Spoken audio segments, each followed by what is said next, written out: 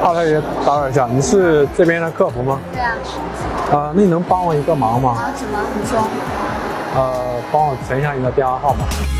让我把你揉进时间的胶卷，多想和你一起。你们这里都有什么户型的房子？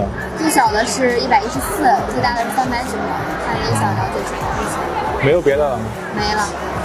那好像没有我要的户型。那您想要什么户型？我想要没有你不行。只要那个人是你，就完美无缺。开玩笑，我觉得你挺有气质的。谢谢。就想过来跟你交个朋友，给小姐姐加个微信可以吗？交个朋友。你扫我吧。奶茶加糖，就是喜欢你温暖的手心。小姐姐，打扰一下你们在这边逛街吗？对。就我看你们气质很好，能不能给你们加个微信交个朋友？可以吗？可以。就很多网友说，你这样的方式给你们女孩子搭讪会让你们很反感，是这样吗？还好吧，也分也分人是吧？你这个包里是不是有一块磁铁？没有啊。没有。那为什么全场这么多人，只有你最吸引你？你讲个投喂情话。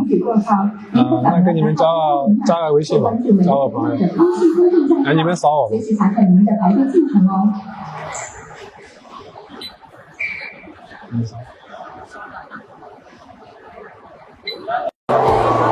好，小姐姐 ，Hello， 打扰一下你，我看你眼妆画得很漂亮，就是能不能帮我一个忙？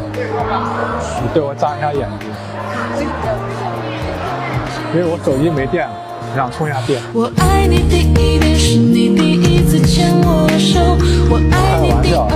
就逗你一下，其实我过来想问你们个小问题，就是你看，拖拉机跑长途需要加更多的柴油。汽车跑长途需要加更多的汽油，那我们一起旅游的话，需要加什么油？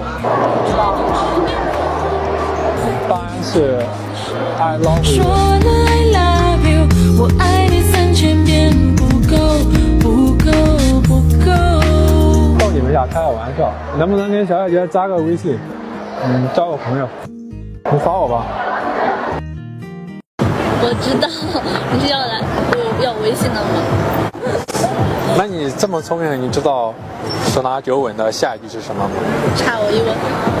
然后呢？If you like the way I talk, then why